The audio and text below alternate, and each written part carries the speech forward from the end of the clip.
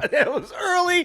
Damas y caballeros, niños de todas las edades, bienvenidos al episodio número 38 del No Bangers Sports Card Podcast, el mejor podcast del mundo. Del mundo. Todo del mundo. My name is Bad Bunny, and I approve this message.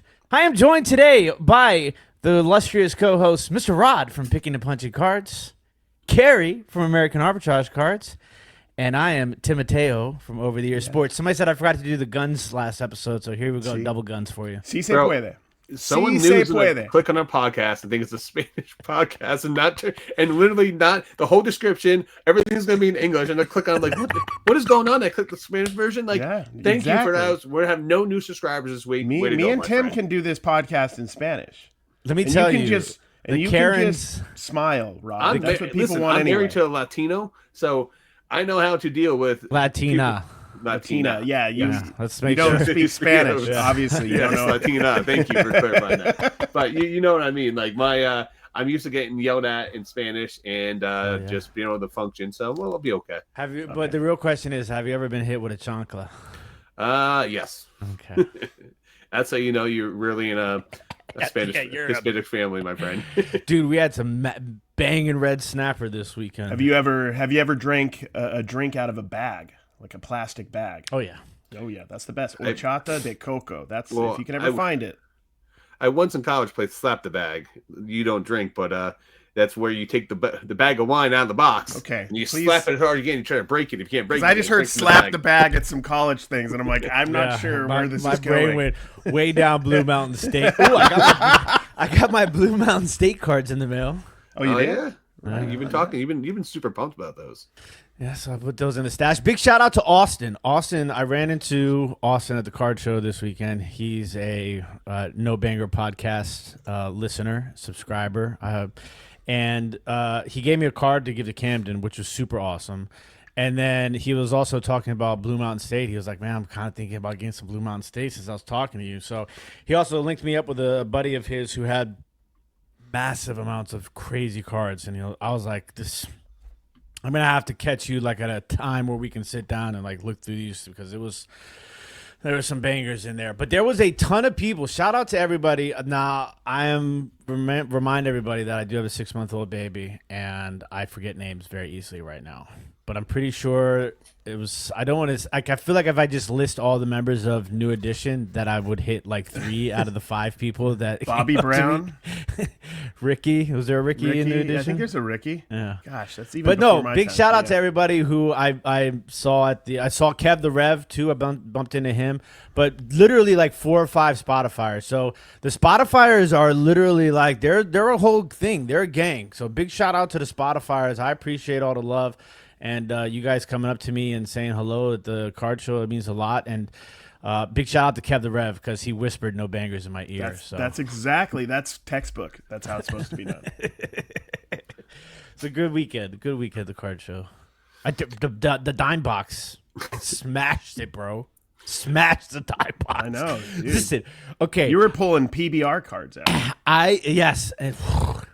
So listen, I've been on a pretty big streak here of making mistakes that involve sports cards and my co-host. So I'm trying my best to be mistake free this week. But I will tell you that I found a savings bond in my mom's basement, and I left the card show and I was like, you know what? Because I was on a budget. I was like, all right, I'm gonna go cash this savings bond. Cash the savings bond. Went back to the card show, sat down at the dime box, and bought 238 cards for $20. So I did really good this weekend. I think it was. How do you cash a savings bond? You just go to the bank. They have like I didn't even know that feels like something from the 30s. I don't know. I mean, you got to get fat like a rat somehow, buddy. Exactly. I bought 343 cards at that card show, and I spent a grand total of $109, 32 cents per card. Wow, you did really good. Yeah. Well, me and Tim are used to going to card shows on a budget. I had like 200. I usually go with like 200 or 300, unless I'm rolling at the moment. But I could spend more. Like I can spend more, but I try to stay in that budget. Rod, he doesn't care. Rod doesn't care. Rod's just going to spin. Sometimes he just spins not even knowing what he's buying. You went to a card show this week, right, Rod? I actually went to the card show, bro. I actually did. We should put a counter. He did not buy a single card, by the way. So not one single card. He bought. All right, so hold on. You can't just not one single card at a card. My first reply to the picture was, where are the cards? So, all right, a couple of reasons. One is I took my dad to the card show, and my dad has secretly been buying repacks. It's crazy, and not telling me about it. And Did he tell you how much he spent on repacks? No, but this is just like something he just bought. Like this is over like the last year and a half or something like that. Well, like, yeah, that's a lot of repacks. I know. He's retired, and this is Papa Punchin's having a good time. So he's having a good time, and I was like, "You're losing money doing these." He's like, "Yeah, but it's fun." So I get that. Like we rip packs and stuff like that. So he's not really ripping wax. So like he's buying in these repacks, and like he hit some big cards. He hit a downtown like 2020 PSA 10 George Kittle. Like that's a $1,200 card. Like, is it really? Yeah, yeah. The original downtowns, which from look 2020 good. Are.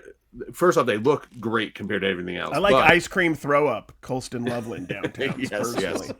But so I went to. So let me give you a little context. So I went to the card show. He brought all these cards. I'm like, you know what? Let's just take it to the card show. We'll find a dealer that will buy anywhere from like 80 to 90%. So it was interesting because they took a stack of cards from us and they actually put them in piles: 90%, 85%, and 80%. And they looked up comps and stuff like that. And then he did that before he looked at comps, and then that's what he offered to pay. And then he's like, it was super cool. He actually put a sticker on him. He's like, this won't pay. If you don't want to do that, that's fine. Or we can try to negotiate if you find something that's counterproductive, or not counterproductive, but find a counter price, in the whole process.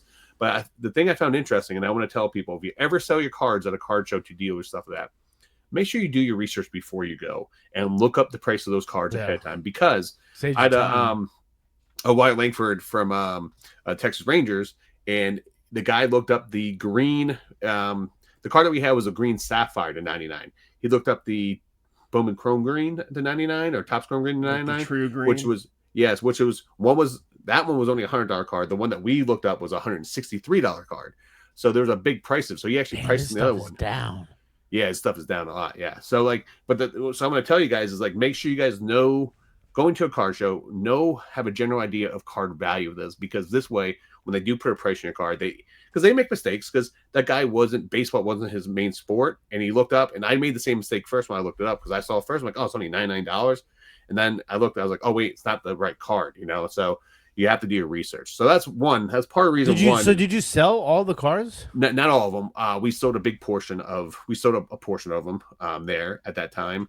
And we got good money for a lot of stuff. How close was I to my estimation? Did you calculate the value of every single one of them? So I looked up stuff. I didn't look up everything. We didn't bring everything with us. The stuff that we brought with us, I looked it up, and you were close.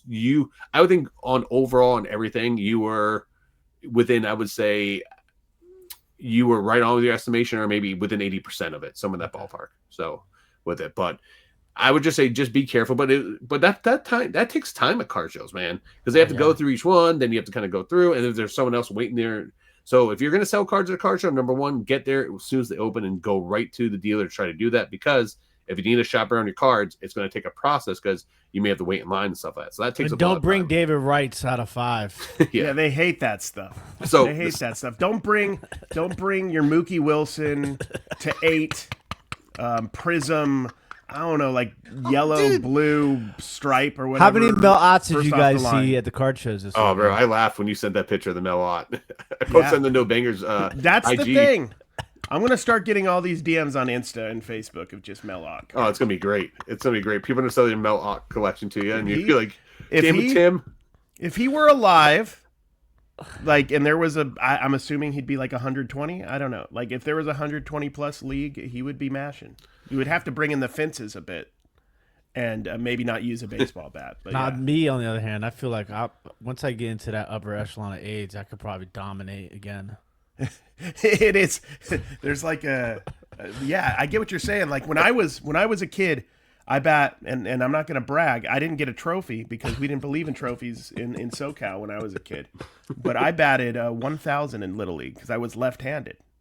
Everything went down the third base line. Not a single kid could throw it to first Oh, see. Like or in time. One time I even fell down and I still made it. Jeez.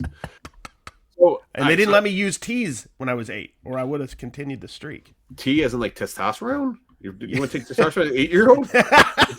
I meant like a was tea, rocking back then. Nah, no juicing in Little League, guys. What about it was like one of those juice boxes? Is that allowed? Is that the only juice? That was you're one of allowed the back then? best parts about sports as a kid. Was like the the oranges. I didn't eat oranges, but I love the Capri Suns at like halftime. If you ask Tim, do you know what Tim says the best part about sports as a kid? Get his participation trophy. Yeah, the second places, the third places. Yeah, hey, I just showed up, guys. Here's a trophy. I love this. What do you want to say? Like one of those is best beard, because I'm pretty sure Tim had a beard at 16. Yeah, Tim was a kid that like at 12 years old, like the 18, the high schoolers were like, "Hey man, can you come buy some beer?"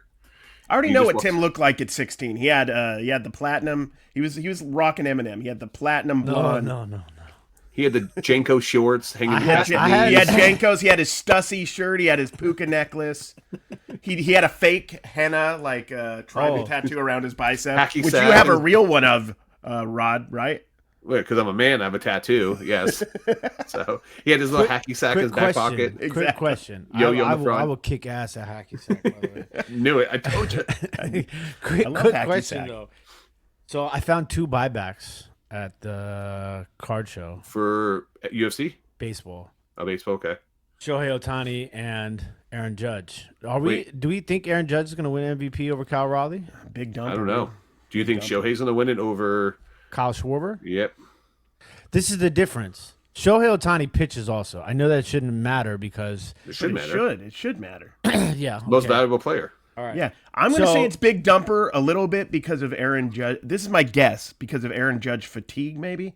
I'd say, like, on paper, I'd give it to Aaron Judge. But Aaron Judge won the batting title, too, and hit 50 home runs. No, I'm saying, like, on paper, I'd go Aaron Judge, but I think this is the year if you're going to give it to somebody else and it's a good story. I hate when they do that, though. But they do that, though. They do that, yeah, for sure, especially in basketball. Most valuable player to their And team. football. So if Aaron Judge has set a new floor for himself every single year, and one of these players plays outstanding, better than their normal floor, wouldn't they be the most valuable player for their team then, in theory?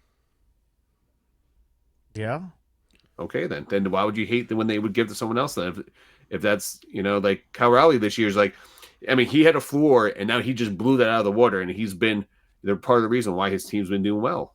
But like, how many people knew who Cal Raleigh were? Casual fans. I knew because so he had a down year last year, but his rookie year, he hit a home run a la Brian Roquillo last night. I don't know if you guys saw that. Brian Roquillo, if you have any Roquillo cards, I would list them today. It might be a little late, but he hit a home run in the bottom of the 10th inning to send the Guardians to the postseason. And so, like, that was, like, huge. They won the division, you know what I'm saying, off of that hit. But, like, Kyle Raleigh did this similar thing in his rookie year or the year after his second year or his rookie year, I can't remember. But he hit a home run to send Seattle to the playoffs. And, like, he was popping. But, like, last year he had a down year. But, I don't know. It's interesting. Like, I wouldn't be upset if they gave it to Kyle Raleigh. It's not like, they've made like some questionable decisions. It's kind of like Josh Allen and Lamar Jackson. As much as I believed Lamar Jackson should have won MVP, they gave it to Josh Allen. You know what I'm saying? But, like, I'm curious because it's interesting. If you look, what is it for the base cards? $20, right? $20. If you look, the Shohei cards are selling for like $17, the buybacks. But the Aaron Judges you can buy at like $10. And what's crazy is Kyle Raleigh doesn't have a card in Topps Chrome. He's gonna be Topps Chrome update though, isn't he? I think. Maybe. I think so. I think that doesn't count towards the thing. I don't know if it they're does. Oh, it does. Yeah, I think it does. Yeah. How does Cal Raleigh not have a card in Topps Chrome? I think they were holding him back, so they had something to push in that one because he was like right up there. I think they do that with certain cards or certain sets, don't they? I think they just dropped they just. Don't they just get players that like hit the radar and then they just leave them in forever, even once they're like I don't know. Is Elo? Yeah, Mel Ott. Yeah. Why are we getting? I know that like Panini can only have like old school guys, right? And prospects and like a couple. I don't know the rule because they have Bobby Witt, right, as well. So there's a couple random. Well, I think most of the Bobby Witt stuff was before the changing of the guard. That's but a who great determines question. like who determines like who those guys are? Like Mel Ott, I don't even think you could get a 90-year-old guy excited about that. I wonder if it has something to do with the Players Association, where because the Players Association is looking out for all the players, so they don't just take the top players of each product. I mean, our top players. And I'm not saying like Mel Ott was bad. I think he was pretty good, if I remember right. I don't remember. That's the problem. That wasn't around, and I don't even know who was. But like, it's just one of the. It's random. It's random. If you're buying like a throwback set, cool, I guess. But it's 2025 Prism. Rod, you'll be happy. I need to ask you a question. I bought some non-sports cards. I also I bought a couple of wrestling cards too. Oh. King Henry Howson, King Henry something. Okay. You know that guy? King Henry. King Henry. Let me see it. King Harley Race. Oh, King. Yes, King Harley Race is a Hall of Famer. Like, he's dead, but he is the NWA regional champion there for a long time. Oh, the sticker from 88 or 87? 87, yeah. Well, it was in the 10-cent box. Oh, yeah. I mean, anytime you pick those up for 10 cents, I mean, that's definitely well worth it. And I bought a Brock Lesnar Green Prism. Nice. And then some non-sports cards. Does any of you guys know who Nancy Kwan is? Nancy Kwan. No, I don't. About a 101 pre-production proof. The proofs, yeah. What about Richard Klein? Box? Richard Klein is Larry from Three's Company, right? Oh, yeah, it is. Because I literally just sold his auto on DC Sports for like 20-something bucks. Oh, nice. And then I can't read it. But Yeah, that is the internet. What is that's that the called? international background, dog. They look so awesome. Put it up on the screen again. Let me see if I can make dope. you solo layout. Here we go. There we go. That's awesome. All right, so look at the background. Yeah, you're good. Keep it right there. Look at the new background. 2025 Chrome, right? So do all of them have the buildings in the background like that one? It depends on where they're from. So this one, it'll say it above their name too. It says Dominican Republic on there. First off, that's awesome. I mean, anybody who was collecting Bowman in the late '90s remembers the international parallels, and I think it's awesome they're bringing them back. Yeah. Why can't they bring them back? Short print though? Why can't they bring them back wearing their shorts and their little polo shirts like they did in like the early '90s? Like They did do that in Bowman's Best, and they had Ken Griffey Jr. take the pictures. And they were really? like, yeah. That's awesome. And then the next year they did it with Randy Johnson taking the pictures. This is another interesting thing. This is the last couple of things here. I did some good basketball. Basketball cards are dead, but okay. Hold on, let me give you solo. What do you think this is numbered to? That with a patch like that? 49. That's a cool patch. I would say, I would have gone. My guess is a trick. You would think it's less, but I bet you it's like to 49. And you know who that is, right? Yeah, Castle. Yeah, Castle rookie card. Non-numbered. Stephen Castle, yeah. Wow, non-numbered? Really? Yep. Really? And I got the Zach Eddy too. Nice, man. So that's non-numbered? Non-numbered. Huh. I got did you guys see what I got for $10 at the card show? That Brandon Sorsby? Yes. Oh, yeah, that was the sick. Stealth to 24, but it was numbered 1 of 24, jersey match. Jersey number match too? Yeah. That sold right away. I sold that for 55. That sold right, like last in a couple hours. One of the biggest crazy cards that I found. Williams. Jalen Williams. Part of the big cool. 3 for OKC. His little brother is not playing well for my Jazz right now. $4. Cody, but Nice, man. What's that valued? $40. Nice pickup. So it was an interesting show. Like I kind of went in with like I wasn't even gonna go, but I'm very glad that I did because I came out on top. And like I'm gonna run all those cards from that show, from the 10-cent box all at once.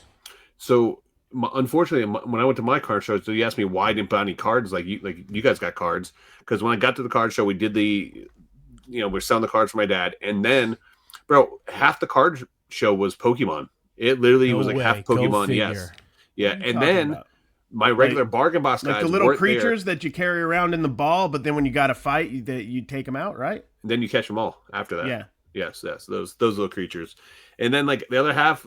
So if like 25%, you just described every card show pretty much. But yeah, but then my normal bargain box places weren't there that I go to do, and then the guys that did have bargain boxes, like they haven't updated. Some of them haven't been updated since 1980, 95. Like one of those bargain boxes where it's just like all random, like stuff in there. So it was not a good opportunity for me to buy. And a lot of the other tables are set up were all buying cards. They just did a couple showcases, but they were just there to buy. So like, I would say I was disappointed in the show. It was the first time I would come on here and say that. Maybe it was just a one-off, but yeah, that kind of sucked. So, what about you, Cary? I had a good show, man. I arrived like 4 hours late per usual. I'm not the guy that arrived. I mean, I was talking about that on my video that will be out, I guess, yesterday a couple days before this podcast. But I never really arrive on time. I always feel like I should, but I just never do it unless we're at like National or we're all hanging out or something. And I always find stuff. That's just, I mean, the real thing is I don't know what I missed. So I don't want to know what I missed either because I'm late. But I found it's always like one booth. Like I had a couple that were kind of not my favorite picks ever, but I did them. And then the last table was awesome. Like $10 buy 5 get 2 free, $5 buy 5 get 2 free, which you don't see much in cards. That's not like a kind of layout that I see that often, kind of telling you the discount on. Usually the discounts are on super low end stuff like dollar box 25 cents or something like that. And then I got to his dollar box after I went through all that, and he's like, "I just 2 for $1." So I was pulling out numbered, Bowman U basketball, numbered stuff. I got it numbered to 48 for 50 cents. Oh, I got a orange color match Riley Kugel, who was on Florida, but now he's on UCF. Numbered to 25 for 50 cents. Like that kind of stuff's no brainer to me. Yeah, that's awesome, man. So it was a good solid show. I'm friends with somebody on Twitter who was set up at that show. Oh yeah. And I was like, "Did you see Cary?" And they were like, "Yeah, I said hello in passing, but he never made it to our table." Yeah, I said, yeah. One thing with me, guys, like, sorry, got something in my throat. Tim says, like, you forget names. I forget everybody's name, too. So I apologize about that. But once you get to a certain number of people in the world, it becomes impossible. But also, if I say, hey, buddy, I recognize you, but I don't remember. What does it have to do with you not going to his table? That means you just showed up an hour before they closed, and you just didn't have enough time to make it to the table. Exactly. I don't know. I went down a different path with that, but yeah. I listen. It's not that I don't. Normally, I rely on watching the footage back to remember people's names when I meet them. It takes like 4 or 5 meetings of where I'm actually talking to somebody before I kind of remember the name. The other thing is that it was crazy. The Spotifyers were out in numbers at this card show. So like normally it's a lot easier if I remember one person's name. But I mean, I had some awesome conversations with multiple people who were Spotifyers. One guy was like, I was listening on the way to the card show today. And I was like, you are the man. Listen, shout out to the Spotifyers. Nice. Listen, all that hate that Rod thinks that that people hate me on Spotify. Turns out I am pretty much the main attraction on Spotify. Yeah. Pretty much you're the one they hate because they can't see your stupid face. And then they come to YouTube and like, oh, yeah, I hate this guy. His stupid mustache. Yeah, stupid red beard. Is he a stupid face? Does he own a barber shop in 2011 in Brooklyn? Yeah. Exactly what they're thinking. So, all right. So speaking about the viewers, we got some interesting comments this week on Jason Wichern, 1931 says, we are talking about. He was around when Mel Ott was playing. Yeah, dude. He probably saw downtowns. Are we talking about bangers again? This is no banger zone. Stop talking about bangers. If you want to talk about bangers, I'll go to the Only Bangers, No Bangers podcast. Thank you for your attention. Doesn't matter. He makes a good point. He makes a very good point. That's a good point. So to clean the palate from the banger talk we did last week, we should talk about like what is here. Here's just a question. I know I'm going to ruin Rod's flow here, but what is your favorite worthless card set of all time? It doesn't have really any value, but you love. I love, and I've talked about it a lot. I love 93. I think it is Studio, where it's just the big old portrait with the jersey in the background and like the gold facsimile signatures. Those look amazing. I want a whole set of that. Oh, Sportsflix. Sportsflix. There we go. Those are great because you know what? You feel like you're in the game. Have you ever moved a Sportsflix around and just went, whoa? Is that a baseball coming at me? No, it wasn't. It was just, that was technology in the 90s. Technology, yes. This is what the technology was. I like the Provision cards, like the cartoon cards back, the subsets in Fleer in the early 90s. I'm trying to think what else. Great. Those are great. Diamond King, specifically 93 and 94 when they started to get really colorful and like. Bro, I've got a Diamond King numbered card. Dude. That's what year those were numbered? They were numbered 96, right? Keep going, Rod. 97? Or you okay. Yeah, I think they numbered them later. But in the early days they were in, every there's a Dick Perez documentary that they did called The Diamond King. I want to watch it. My eyes are that's so gonna be bad. cool. 95. 95. Let's see it. Who is it? Jeff Bagwell? Hold on, Dude, that is Brian Jordan. Yep. Two-sport legend Brian Jordan. Falcons. That's a quarterback. sick design. That is a sick design, actually, to be honest with you. That's a real sick design. I like I think I like the year before a little bit better because it's like, I don't know, it's like art, like it's like a painting with all the art. The background's all colorful, very 90s. That's like the Ken Griffey I have. Hey, so we got a comment from Gabby Card Stacks this week. It says, Gaby. Gaby, sorry. by the way. Thanks for all the memories. Love the podcast. Looking forward to the return of Tim when he comes back from prison. He also said, love him or hate him, you can't not watch Tim. Yes, that's very true. Did this guy just say Roger Staubach's not in the Hall of Fame? I think catch some heat for that one. Yeah. Zip Card says Rod's minus 500 for the Oklahoma drill. Sorry, Tim. That's the Vegas odds, my friend. I'm actually surprised it's that low. I thought it'd be a lot higher. So, But you gotta understand how much quicker I am than you are. Yeah, I don't think. Yeah, you're there's much a quicker difference than me. between speed and quickness. I don't think Tim will beat me neither. Like, I don't think you can I think I would get up faster than you, which I would don't give think you me an would. advantage. I trained jiu-jitsu. I trained Yeah, judo and everything else. Tim's got the you twitch. did all though. those Tim's things. got the twitch. You did all those things at years ago.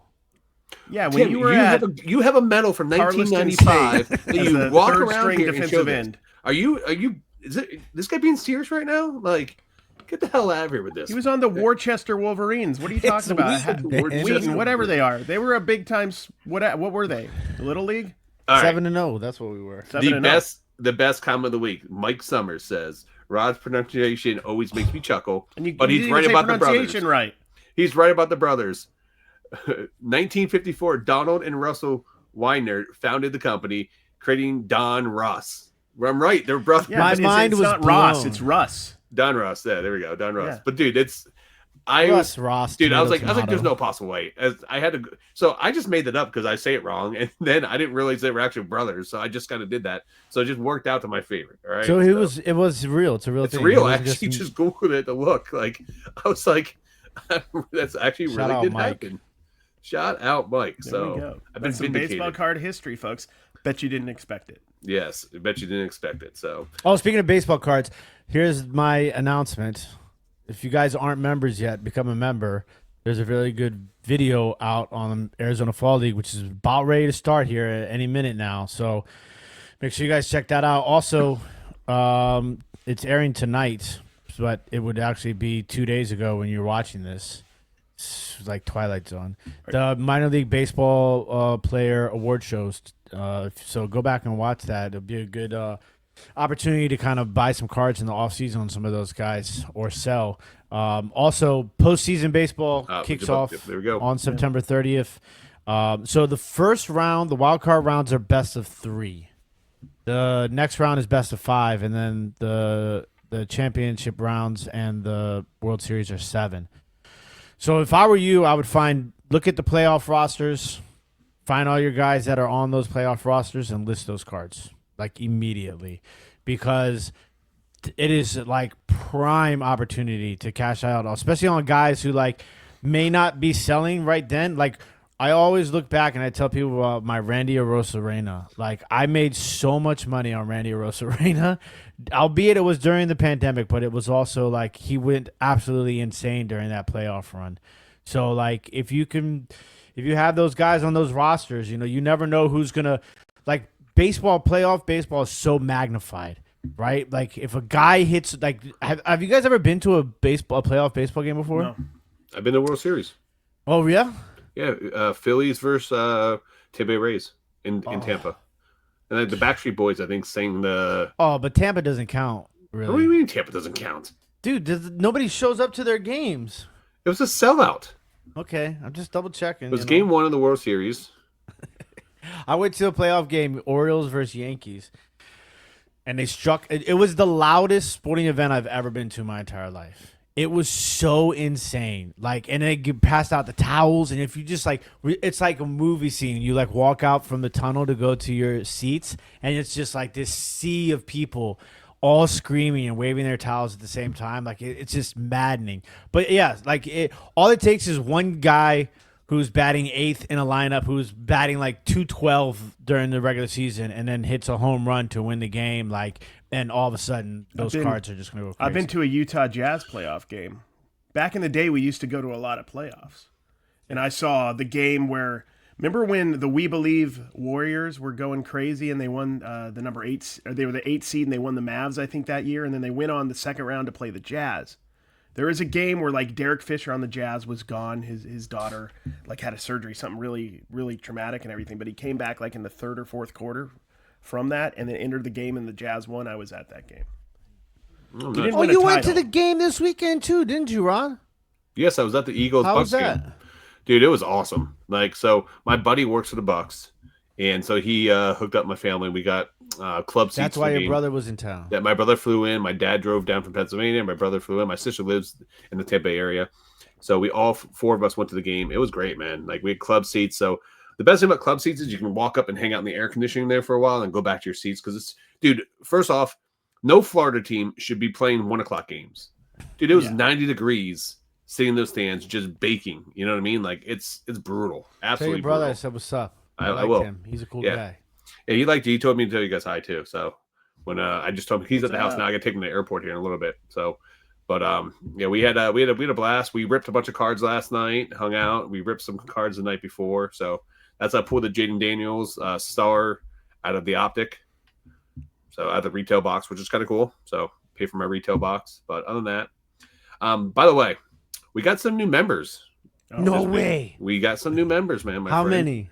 So we have 2 new members. What? And, so shout out to Shaky 94 and Chubby Uncle Rico. Chubby Uncle Rico, that's my guy. Yeah, so he signed up, man. So he's been a over the years supporter for like 12 years. Nice. He could throw a ball 60 yards from. He's a really stand up guy. So big shout out to Chubby Uncle Rico. I appreciate you, bud. So good to see thank you guys. For those that don't know, we do have some memberships. Feel free to join if you'd like to support the channel. We have a bargain box tier. You get a special little icon by your name. It helps support the channel. It's $1.99. For $4.99, we have a value box level. You get some special treatment on there, and you also get access to the videos and the podcast a day early. And then we have the top of the top, the elite, the guys who like to buy the cases like myself, and that's $9.99. So if you guys want to help support the channel, you can do that. Yeah, and if you guys just want to throw money around indiscriminately. And have us. What's the case number count up to for today, Rod? We should have like a case ticker. Yeah, are you on an EQL right now for like Top's Finest Dune or something that we need to know about? Your question is how many cases have I bought today, or how many cases am I going to buy today? Well, let's answer both. There's 2 different answers. How many cases have I bought today? We'll go with that question first. So baseball 2025 Topps Baseball Update Series dropped. Today's Monday the 29th, and the pre-orders dropped. So did I not buy a case of that today? Cary? You did, yeah, I'm sure. Okay, you don't even know one player that's in it, but yeah, I'm sure you did. It's a lot of international players. I got to jump on it. So international players in what? Didn't you tell me it's filled with international players? Didn't we just have this whole conversation? Bowman Chrome, bro. You don't even know. You bought a case of Bowman Chrome? No. Topps Baseball Update. We literally just had this conversation. That's regular season baseball. Yeah, it's not. Yeah, prospects. But I did buy the Topps. I did get Bowman Chromes coming too. Really? I didn't buy that today. Yeah, I bought. How many hobby boxes did you buy that? I didn't buy mega. I bought. Hold on. Let me go back to my orders. I bought mega boxes of something. Topps Chrome. I would have to go back and look at my order sheet now. Give me a second here. Okay, you don't have to do all that. So he bought the update for the international prospects. We got that. This is a serious question, though, because this, I think, is interesting. Bowman Chrome Mega Box case I got. Nice. Nice, bro. So this is a serious question. Yes.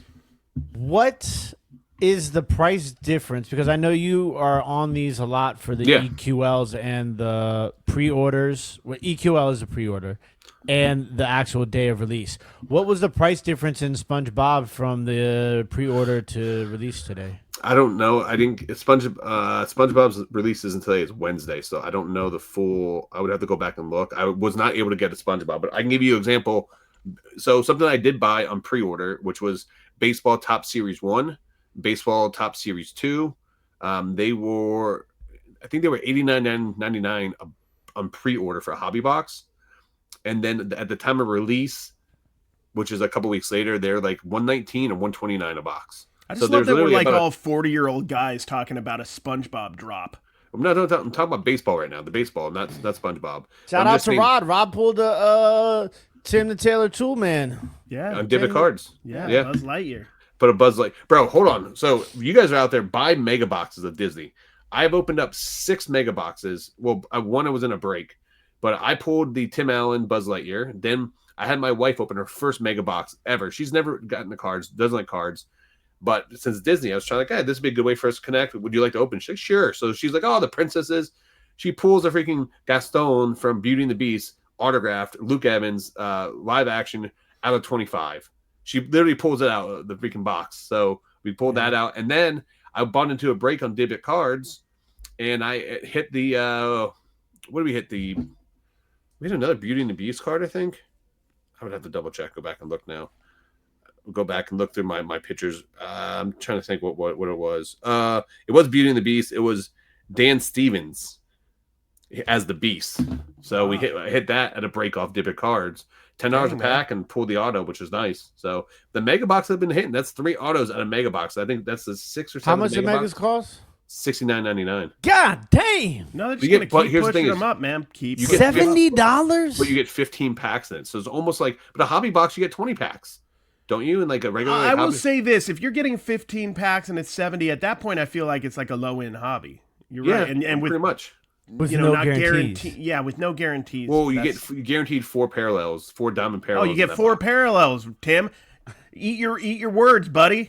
4 parallels. You're gonna get the pink fuchsia sepia mini diamond, non-numbered stripies. Okay. No, maybe dude, I've been allegedly. Pulling numbers at all those. We've been pulling those diamond parallels. Do they have fairy dust parallels? Because that would be awesome. No. They missed an opportunity there. Oh, maybe in the update. There we go. Maybe we're the Topps Chrome Disney update. Mermaid scales. Mermaid scales, but inside the action card is you're gonna have like the Disney Channel wand parallels where they're drawing Mickey. Jeez. I want. Wait, I have a question. Why did you thank me for pulling a card? Because you posted, in the group chat, you said, maybe I missed the text. You said, hey, come join me on Dibdit Cards. Maybe you were doing a show earlier and you wanted me to come over there and Dibdit Cards or something like that. So you literally sent one. And then I was at my buddy's house. We were having some beers. And I was like, you know what? I'll jump in Dibdit Cards right now. I definitely didn't message you and tell you to go anywhere. Come join me on Dibdit Cards. Right there it says. What? Yeah. From me? Bro, what date? I told Josie a story this morning when I got off the phone. Cary says, come join me in Cary. And Tim says, come join me on Dibdit Cards, LOL. Yes, because I was making fun of Cary for I didn't see Cary's message. For talking about selling cards on Cary instead of selling cards on Dibdit Cards. So he was come join me on exactly. Dibdit. So I saw a notification about come join me in Dibdit Cards. I'm like, all right. So I jumped down. I'm like, where the hell's Tim at? And I was like, he has Disney cards for a break. Let me just join this break. And then I hit the auto. That's how that all played out. That's funny. That was actually really funny. Yeah. So how that worked. Yeah. See, so it was basically me mentioning Cary is why you got that card. You know, Tim, I take back my thank you and I give it to Cary. So thank you, Cary. I accept it. And I will accept the card as Tim gets no credit. A thank you. So other than that, so speaking of viewers, we did have a Neon Penguin reached out and said because he's getting in the cards here and stuff like that, and said would be interesting to see what you guys would do differently if you guys are getting back in the cards now. Like what you know now that you wish you would have known when you we're getting back into cards, or Cary, I know you've been on and off selling cards for the last, pretty much 10 plus or 15 years. So maybe it's something that you would have known. I have a question. Yeah. Cary, did you make a list? A list of what? No, he didn't. Yeah, that's good. I have no idea what we're referring to. Oh, by the way, I'm being serious. Was I supposed to do a list? Yeah, I told you. I talked to you on the phone. I said, "Hey, we're going to do this week." You said, "Oh, okay," but you were also going through some stuff at that time, so you may have just zoned out. Just in case anybody wanted to know, I'm an OG. Okay. Bro, no one cares about what you did in 1995. Yeah, he wants a Beckett. He wants a Beckett book. Everybody wanted a Beckett book back then. That doesn't make you special. You were a reseller back then. You wanted to know what your cards were worth so that you could go cook some card shop owners. I've been in this game for a minute. So. I remember, dude, getting my little colorful stickers from Walmart or Target or Kmart or whatever, and then putting this card, Antoine Walker rookie's worth 35 cents. And it's in high grade, so it could be all the way up to 75 cents. Oh, speaking of grading, I'm going to grade my first coin, guys. Look at you, PCGS. Yep. Oh, I'm not grading anything. Here we go. Grading's a scam. You got a SVDB, though. You got a 1909 SVDB. That's a big with deal. Your stupid Santa Claus laugh. Yeah. It's a big coin. It's a big coin. That's okay. It's not going to get a 70, which is, I know that. A 70 sold, though, recently for almost eight grand. Where'd you get the coin at? So I've been cleaning out my mom's basement, and she has books of pennies.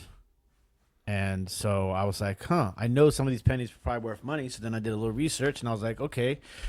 Started looking into some of the pennies. Turns out I have one of the grails. Dude, that stuff's awesome. So your mom had one, not you. Or your books your mom's collecting for you. It's his mom. Yeah. So they are family, and it's okay. It's all one. We're working together here. Gotcha. Okay. I'm cleaning out the basement. Back when I had my shop in Clearfield, Utah, I came How many square feet? Dude, that shop wasn't 3,000. That was my small shop. But I think this might have been at a garage sale, or it was another store by us. I went there and bought it. They were like, I got a book of coins. So it was like $200 or $300, which at the time was a lot of money for me to drop on anything. But I dropped it, and it was filled with almost all foreign coins, which usually I'd say stay away from. But there was uncirculated 1800s Russian silver coins. I was making 80. Just off. You could just tell by how brilliant the coin is, like how shiny it is. If it's from the 1800s, literally, and it doesn't have any wear, they didn't have them encased back then, so it's just one that was uncirculated. And I was putting them on auction, starting them at like $1. So people were paying what they wanted to pay. But a lot of those went like there was some. I had one day where like 100 plus several coins, one after another. Problem is, like coin people, I mean, you got to be educated, like bargain box educated, to really find deals on coins because they know exactly what they got. If you go to a coin shop, you're usually overpaying for like a Indian head penny or a buffalo nickel or something. Shout out to ABC Matt. He helped me out with. Yeah, he knows his stuff. Yeah, he knows his stuff, and he's good with that. But all right, so going back to what we were talking about. So Tim, I'll start with you.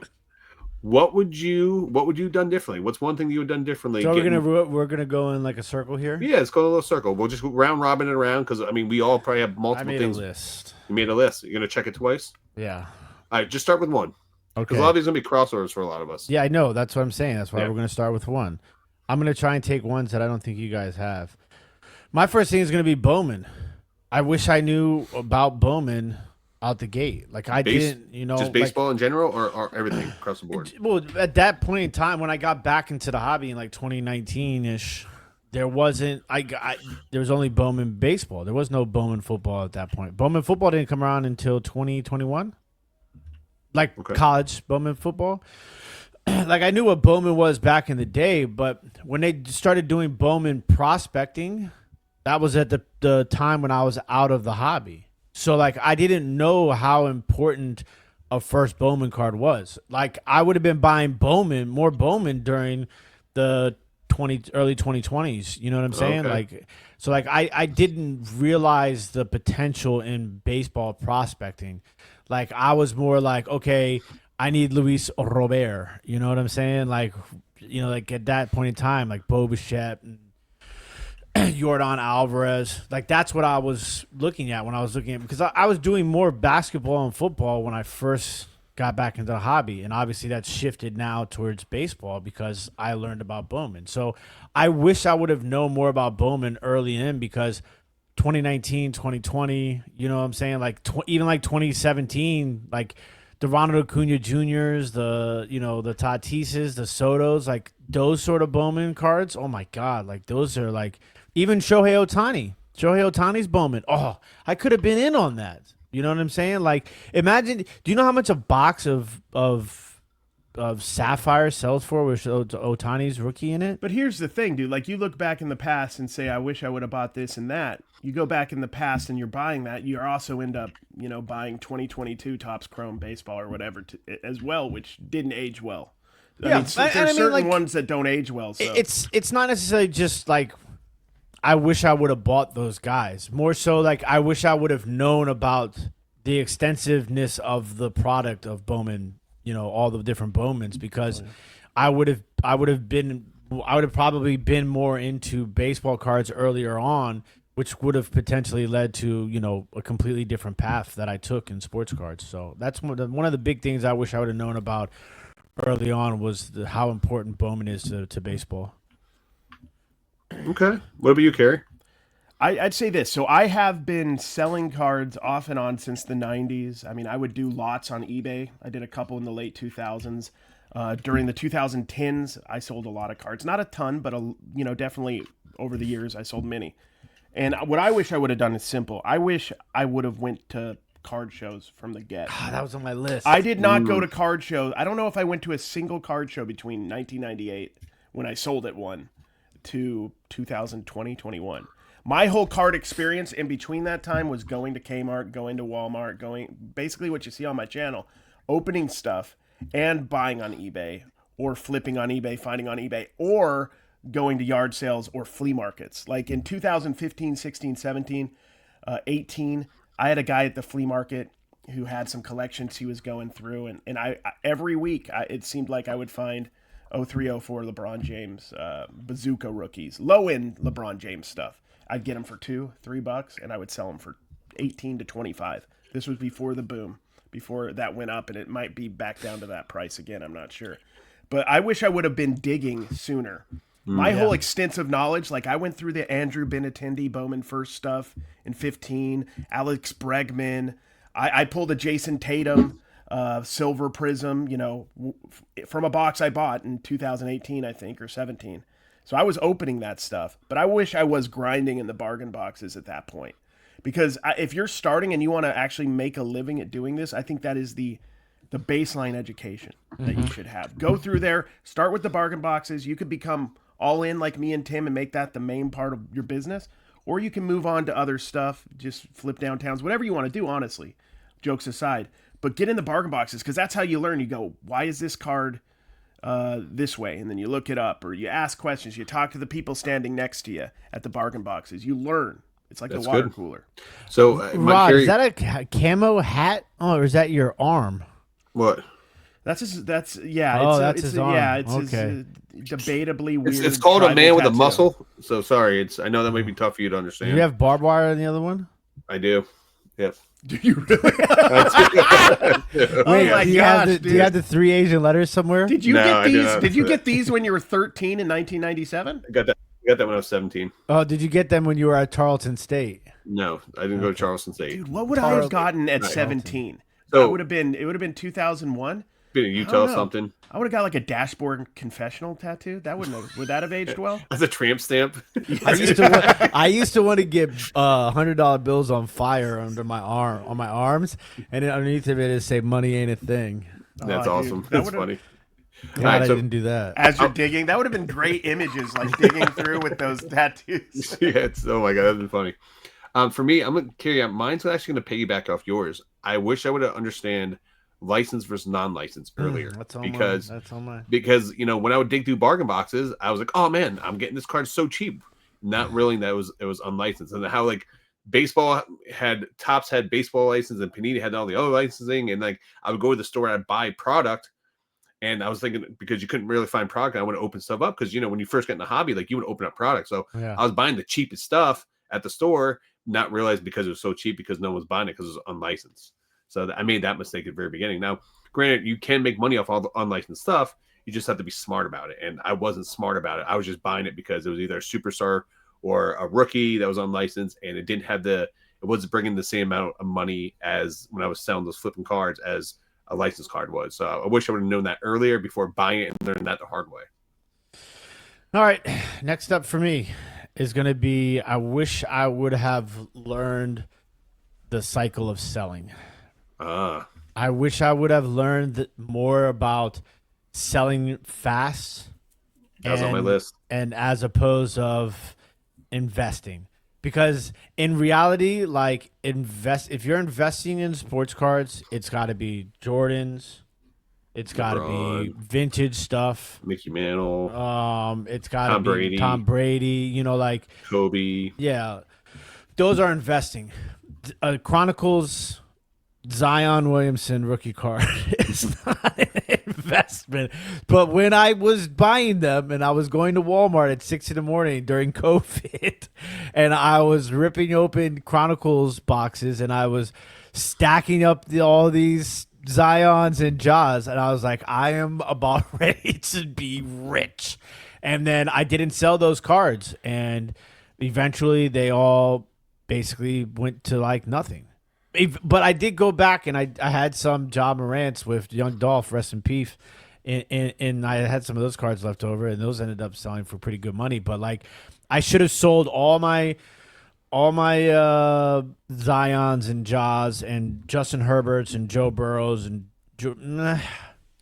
I guess maybe not Jordan Love. Jordan Love was a little bit different, and Jalen Hurts. But I would have, even then, I still think you probably were making more money during the boom on those cards than you would right now. But like, yeah, that selling early, like the only time I did it was I had a Luis Robert.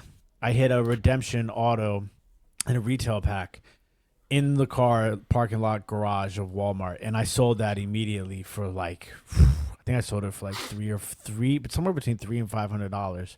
But yeah, like that's one of the biggest regrets I have is not catching. Now let me make this clear though. I wasn't like one of those people who were out there buying like hundreds of Lucas and Trae Youngs, and I wasn't dumping money into it. This is all like product that like I either hit in breaks or I ripped in packs. But like I 1000% missed an opportunity to make a shit ton of money by not selling early. What about you, Cary?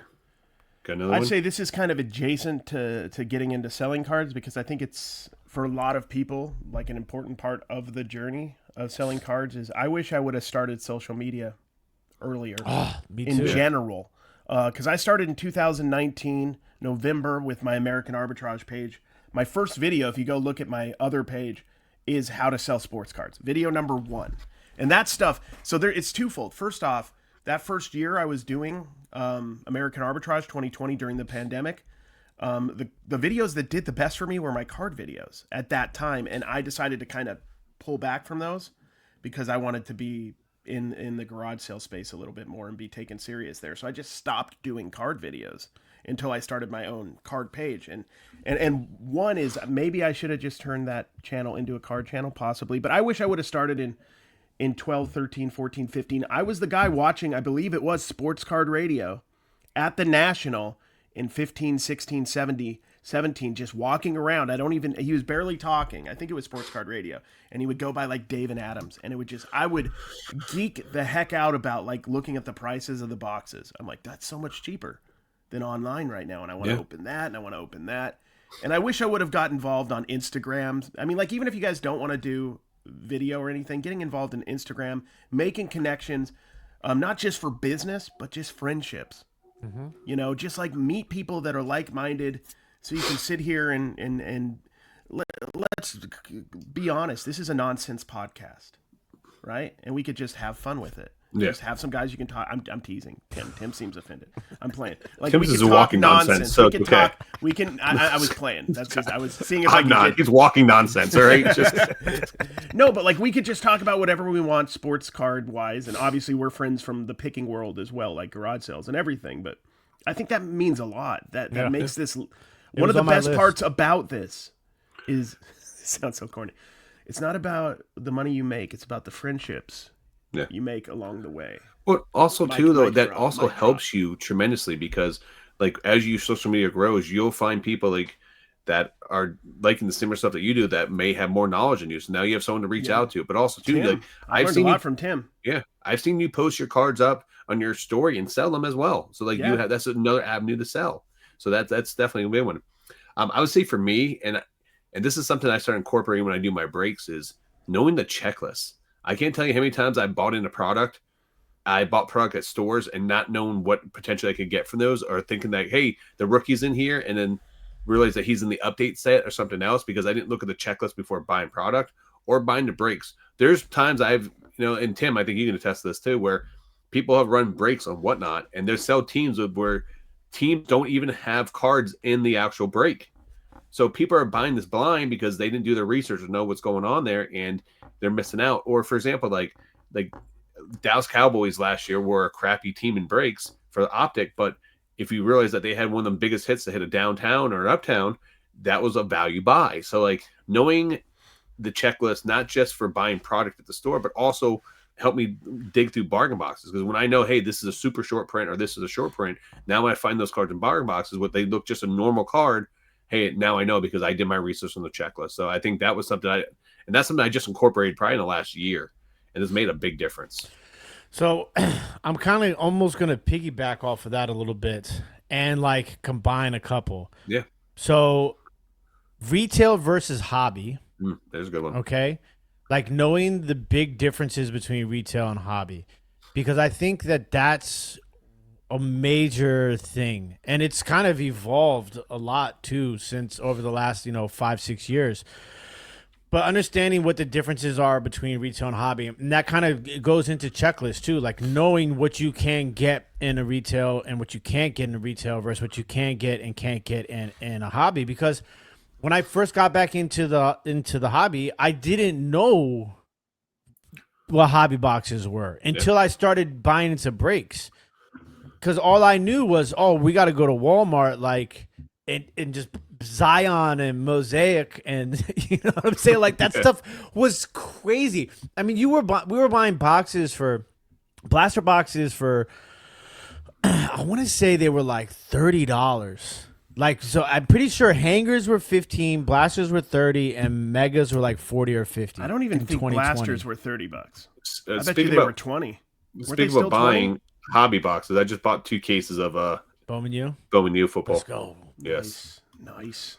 Update the case count on the bottom of the screen, please, graphics department. Yeah, graphics. So retail versus hobby, knowing the big difference in that, and to kind of double down on that, Chronicles. I wish I would have known what Chronicles really was, because I got really excited and bought a lot of Chronicles. and I'll tell you what Chronicles really is, just as a side note. It's a fun product if you want to open. It's actually one of, especially if you're casual and you're not looking to flip, it's probably one of the most fun, especially in that era.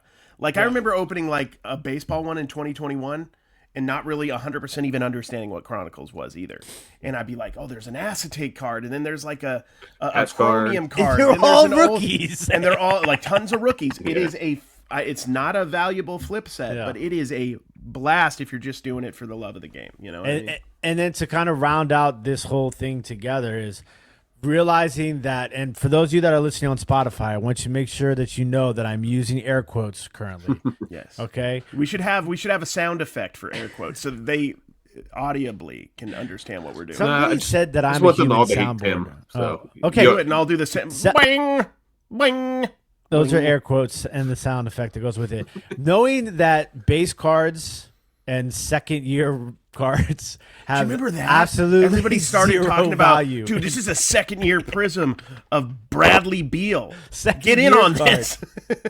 Bro, I was you were the Bradley I was Beal that guy. yeah. I was that guy who was telling people because listen, there was a point in time when I was selling base cards on whatnot and by the troves at like $3-4 a card, bro. Like, dude, it was no problem. Third year Michael Carter Williams hoops cards. Here's the thing, like back in the 90s, 15, 16, they went wild, folks. Second year card had value, though. You know what I mean? For a little bit, yeah. It did have a little value. But now that was when there was only like 3 second year cards. Now each player has 7,000 rookie cards, which is kind of interesting to me because, without going too far off topic, it's like, yeah, the junk wax era, right, but there was massive amounts of the same rookie.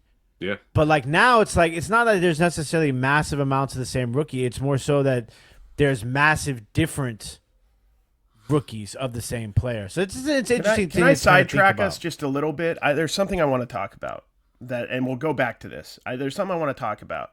Are you guys excited about the Victor Wembanyama rookie product that's out? Rookie royalty, is that what it is? It's 23-24. Is it really 23-24? It is 23-24. Yep, Topps last week did a release of 23-24 rookie royale. And it's non-licensed. It's non-licensed because the data on the product. So it's, even though it's released in 2025, but because they're putting 2023-24, they don't allegedly, can we just reject this as a thing? No. I don't think anybody's buying it, right? I mean, they're can no we, longer can we for look sale at those site, cards so. in a year and go, those aren't rookies? This is the same thing that they did with the Caitlin Clark, Joe Reese, right?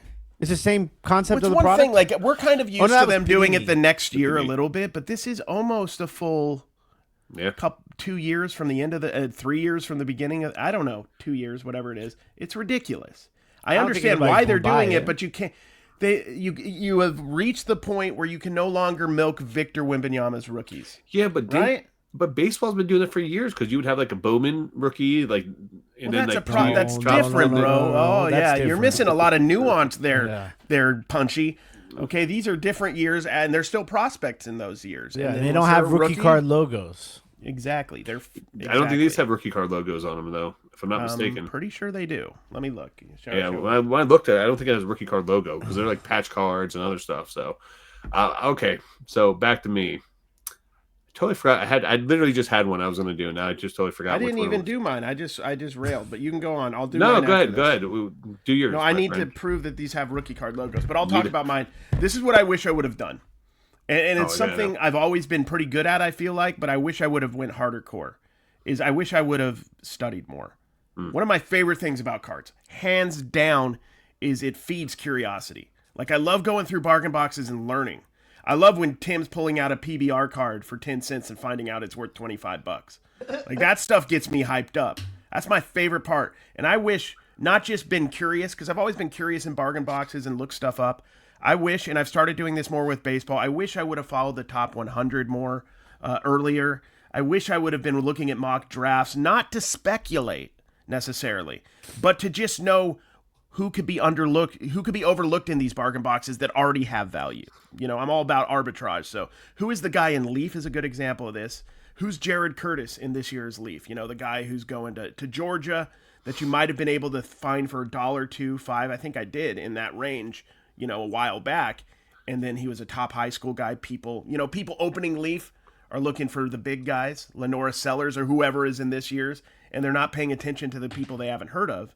Those are the guys I want to be able to pounce on and find in the bargain boxes. So I wish I would have studied more. Like, be curious. Like, if you're going to a card show, it's not a bad idea to, like, last night I was watching like a 30, 40-minute highlight reel of what happened on college football this week, just so I could see who had big plays. You know, it's also interesting. I like sports, but also I want to know, so like, oh, that's a name. You know, Levi Eckhouse threw a big touchdown for Washington State this weekend. So now I've seen Levi Eckhouse cards. So maybe if they're priced right, I might look at them a little bit longer. So curious, study more. I wish I would have done more. So what are some recommendations for people to study more? Not just, look at the checklist. No, not just look at the checklist. Watching YouTube videos on like the. Well, I mean, you guys, it could be. It depends on what's worse. I mean, if you're like, people get weirded out by the fact that I don't really watch live sports that much, but I watch a ton of highlights and I read a lot about it, and I watch a lot of shows about it, like on YouTube. But like if it's just watching, the Red Zone or whatever on a Sunday, just so you know what's going on, Stefan Diggs, he had a big touchdown, this weekend, like, so who's playing well at any given moment. Know who made the playoffs, right? That's like very minor. When we were kids, we were all over this, but as you get older and you get more distracted, you might not be paying attention. So know who made the playoffs. Go check the stats. I think the season's officially over for baseball. Yep. Go look at the home run leader chart. Mm-hmm. Go look at the batting average leader chart. See who had the most wins and the lowest ERA. Look at these things because, Andrew Abbott had a pretty good year, I believe, for the Reds. Like, there's some guys that might be in some bargain boxes. Not saying these are going to be super valuable autos or anything, but you might be able to get them for a few bucks and flip them for a few bucks.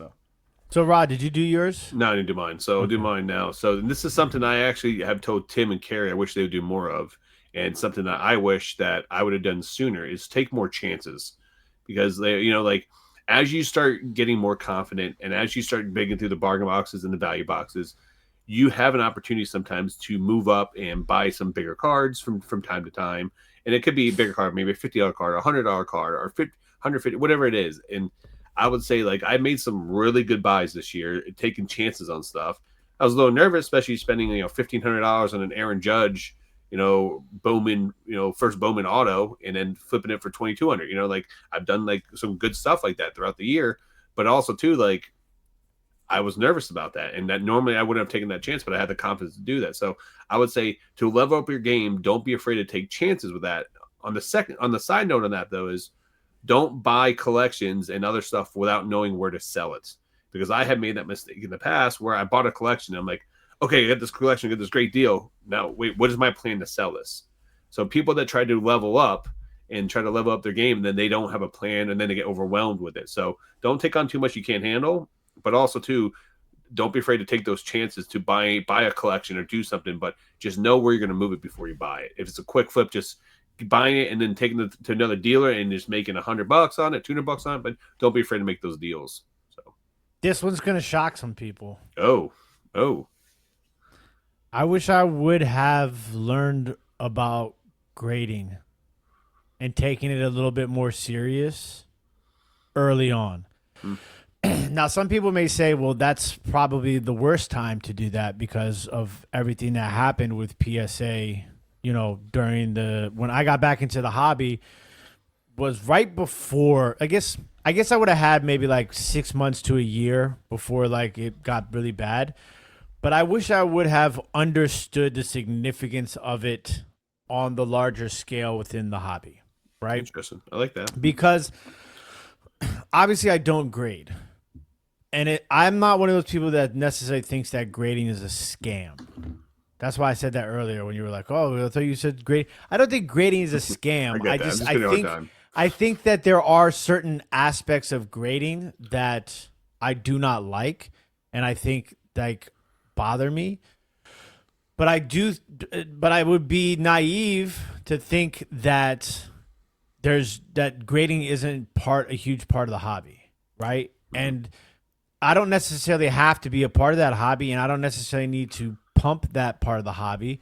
But if I want to be realistic and I want to think about this from a business and even a collecting standpoint, because there's probably some stuff I would have graded that's in my PC box that would have been cool if I would have had, a nice little display of my graded stuff that's from my PC. But I feel like taking advantage of the cheaper PSA pricing would have been a huge potential and a huge, part of where I am now. So I think that's something that I wish I would have taken a little bit more time to understand and got involved in. I feel like a parent right now having my kid confess to me that he did something wrong, like just because Tim's always been so against, like, not say against grading, but it's just funny. It's like you just put your head down in shame. But that's a good thing, man. Like, I'm glad that you said because that. Because when you think about it, it's like, it's interesting because just because you didn't do it or you don't do it, like it's stupid to kind of like just talk down on certain things and techniques and people and cards and anything, right? Because you don't do it or you don't agree with it, right? Yeah. There are things that you can do that about, right? It's like the repacks, right? Like, I don't like repacks, and there are a lot of people that are doing really bad repacks, right? And that's a fact. Correct. And I don't think that there's longevity in it. But you look at somebody like your dad who was having fun doing repacks and got a ton of awesome cards, right? Yeah. And then like people who talk bad about like Courtyard or Arena Club. When I got to do that at the National, that was fun. It was super cool, right? Like they had a dope exhibit. Like you got up, you got a free slab. Like it's all about knowing your limitations with these things. And just because you don't do it or you don't like it doesn't necessarily always mean, sometimes it doesn't necessarily always mean that it's bad and it shouldn't be for anybody else, right? So some people want to grade. We should let them grade. Now, still, PSA 9 should be worth more than Raw. All right, Cary, what do you got? Well, I'm going to say it right here. I think BGS 9 should be worth more than PSA 9s. So there you go. And I have no idea why I said that because I don't care. And I don't think that's true either. I just wanted to be a part of the discussion on grading. I just wanted to be a part of it. Here's something. First off, I want to show you this, Rod, and Tim. This is a rookie card logo, right there. Okay, there's rookie on. Okay, look how. So that's what I know. That's what I'm saying, man. Yeah, I got you. I think the only way for this stuff to stop, and I'm not even saying it has to stop. It's not that big of a deal. Is for us to reject that that's a rookie card. Yeah. Like, you remember when there's pre-rookies and there's rookies, and I think, like, us as a hobby, if we don't want to see that kind of stuff, we got to stop treating it like it is a rookie, in my opinion. Doesn't Upper Deck do that for hockey too, where there was like a year behind with the rookies, just for the fact that they have to get like the actual, because they're getting the actual patches and like all that stuff off the jerseys and stuff? Sure. I think we've given, I guess you could say, since 24 is in there and it's the end of, but it's just, it seems like a bridge too far. Okay. Maybe if it was at the start of the year, we could have given it some leeway, but there's already been a whole nother rookie class that's come and gone since then. Touche. And we already have a draft with guys about to go into training camp or whatever they call it, preseason stuff for basketball. So I would say this for my next point, and it's something, and maybe in these next couple points, they're going to be a little bit goals too for myself, not just like what I wish I would have done, but what I wish I'm doing better in bargain boxing. And we talked a little bit about the seasons and everything. I wish, and I think it would behoove most bargain boxers to focus on the seasonality of everything, and not just what's. And I mean this in two ways. Like right now, I'm going to the bargain boxes, and personally, like in my head, I'm so, like the fun of it to me is in finding college football right now. Like I want college football morning, noon, and night when I go through these boxes. And obviously, go Irish. Yeah, go Irish, dude. Jadarian. Did you sell that CJ Carr yet? No, I haven't yet, dude. I still got it. I found that one for $15 last week at Leighton Sports Cards. So that was a good deal. But I wish, I think that focus helps because I'm paying attention to what's happening every week with college football. So I still want to focus on what's happening right now. But I mean, this is a good time. And I'm talking about flipping things within a month or two, not speculating. Like to be buying some basketball, right? Like if you're paying attention, and I can find the deals, because I'm looking for deals right now, like in the bargain box that are worth $1 or $2 that I can get $3 or $4 or $5 for right now.